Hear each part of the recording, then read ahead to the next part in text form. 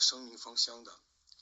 但是有的时候会有一些就是其他的因素，比如说在南非的这个非洲那边相当比较穷一点，有很多的就是医疗的需求比较大的，就是医管大会提供免费的义诊这种类似的服务的，就是对不同岛亲也是很有帮助的。在尼泊尔医管大开始学校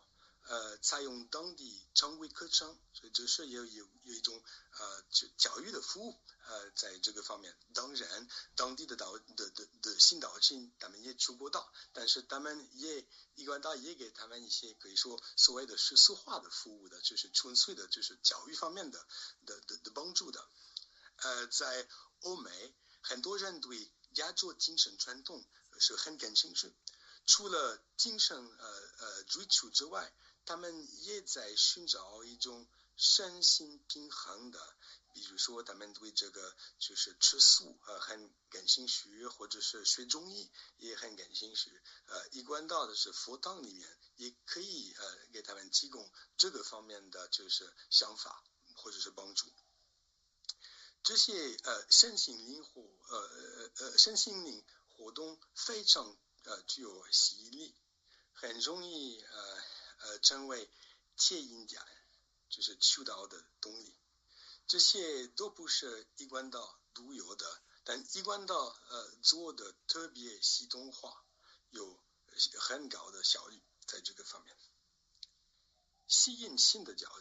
岛亲是当然一个问题的，但是有另外一个问题的，就是让他们就是在佛堂留住岛亲，比让他们求道的是更难的一个挑战。求道这只是开始，要岛亲长期留下学道修道，并成为能办道传道的信众，才是真正的关键。事实上，如何让新的信徒的岛亲持续留下，是所有宗教在跨文化传播中都会遇到的关键挑战之一。田野调查清楚显著，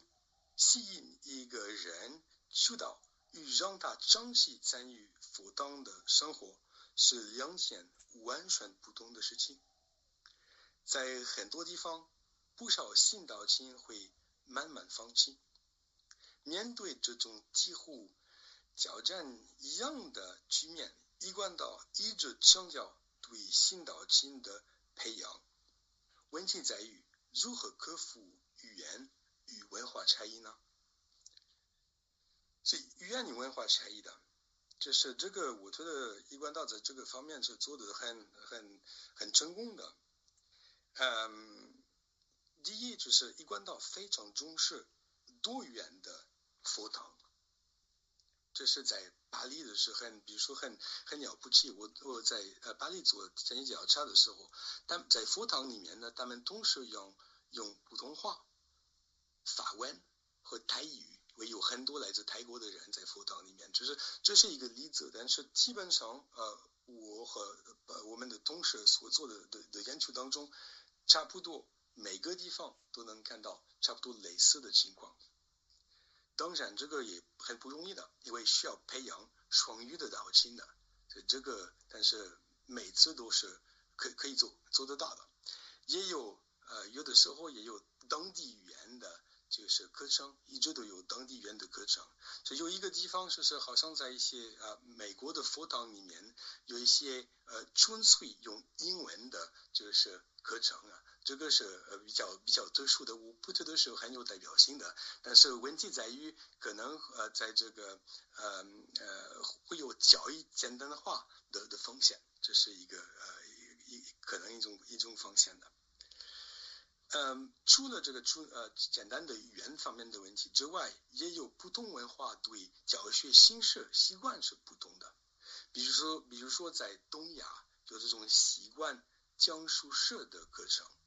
但是如果去西方的不一定，有比西方的可能会比较偏好互动式、问答式、导论社这种类似的课程。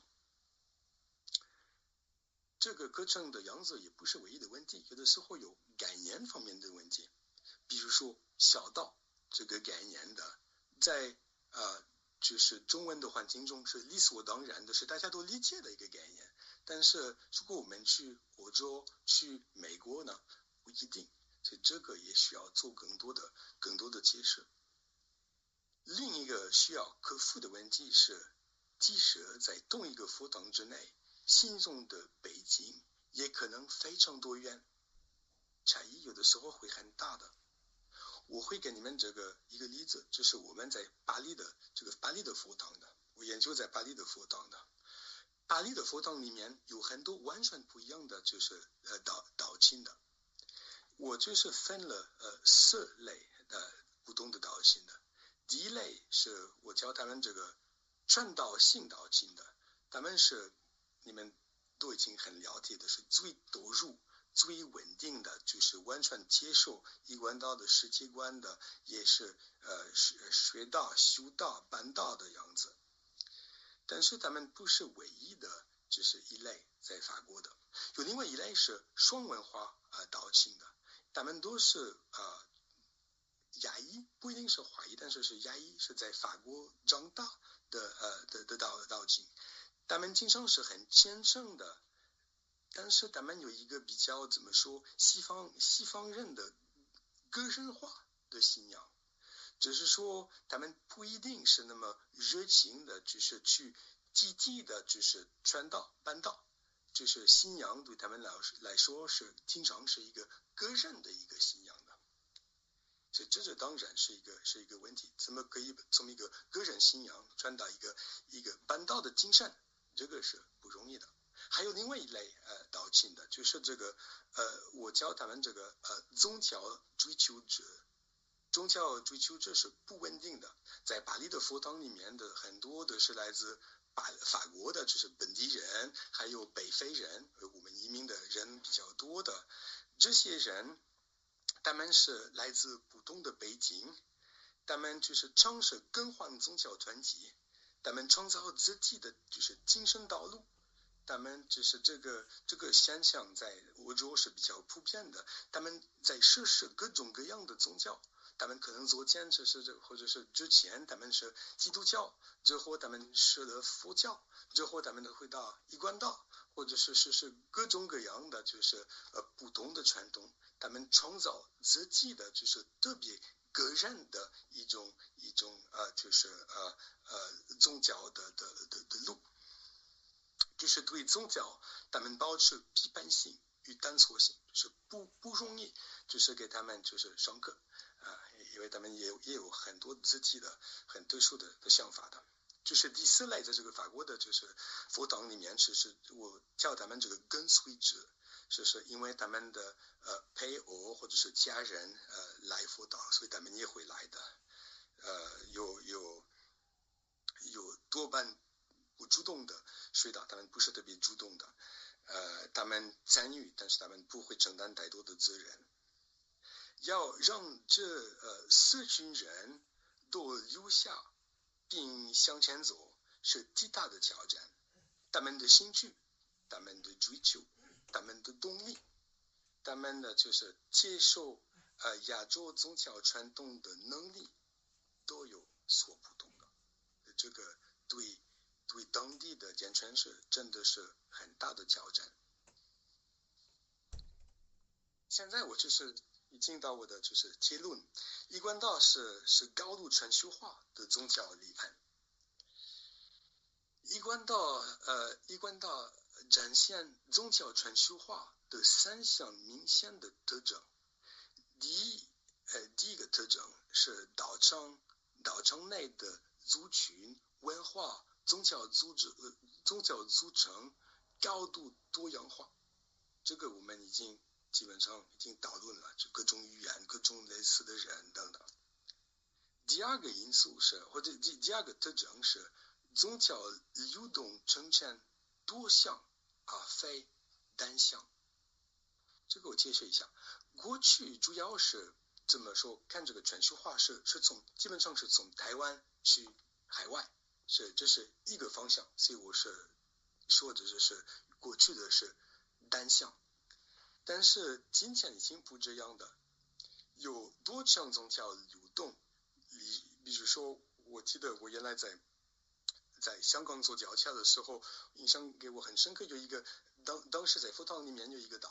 位导亲，他就是马来西亚人，他在香港工作，有的时候他会马来西亚搬到，但是有的时候他也会去其他的地方，比如说尼泊尔或者是其他的地方搬到，所以这个不一定是通过台湾。现在有其他的就是中心，有其他的地方，有其他的流动，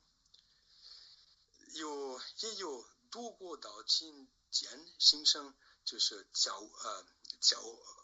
互网络，这也是很重要的现象。还有线上平台，有社交媒体，有线上课程，更是多项流动的助力。还有另外一个很重要的特征，现在是一贯道成为一个真的全球化的，就是一个宗教，因为是一个多中心化的宗教，这是跟很多其他的宗教是不一样的。有在很多国家已经成立宗会，这是比较重要的。宗会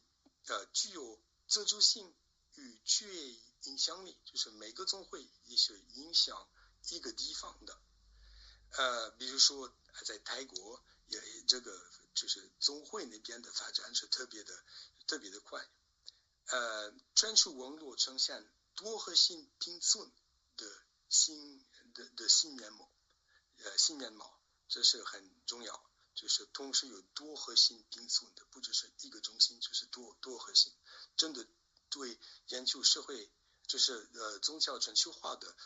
学者，就是怎么说多中心化是一个很重要的一个现象。我现在到我的总结，对于社会学者而言，一贯道的研究价值并不仅在于了解这一快速扩展的宗教团体，而在于一贯道的信仰体系、修持方式、